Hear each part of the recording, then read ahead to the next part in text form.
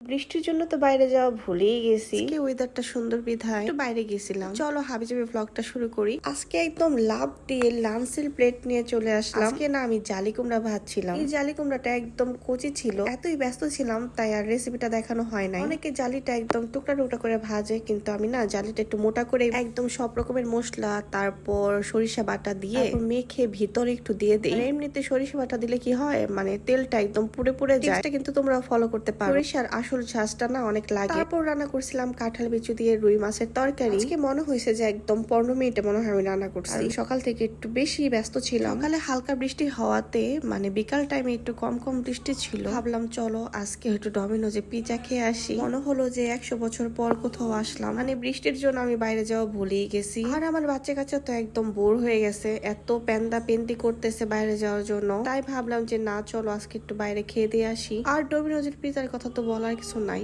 খুবই মজা। আর সাথে আমরা উইন্স নিছিলাম। আর আমি এত পরিমাণে চিলি ফ্লেক্স খেতে পারি কি বলবো, আমার জামাই শুধু তাকায় তাকায় দেখে। তো এটা খেয়ে তো পেট ভরে নাই, ভাবলাম যে ঝালমুড়ি খাই। অনেক দিন ধরে ঝালমুড়ি খাই না, তাই মামাকে বললাম অনেক ঝাল দিয়ে মজা করে আমাকে একটা ঝালমুড়ি বানাই দেন। দিন পর বাইরে যাওয়াতে আর না বাসায় আসতে ইচ্ছে করতেছিল না। ঝালমুড়ি খেয়ে অনেক গল্প সল্প করে এখন বাসায় চলে যেতে হবে, কিছু করার নাই। তো আজকের মতো ভিডিওটা কেমন লাগলো প্লিজ কমেন্টে জানাবেন। Bye bye.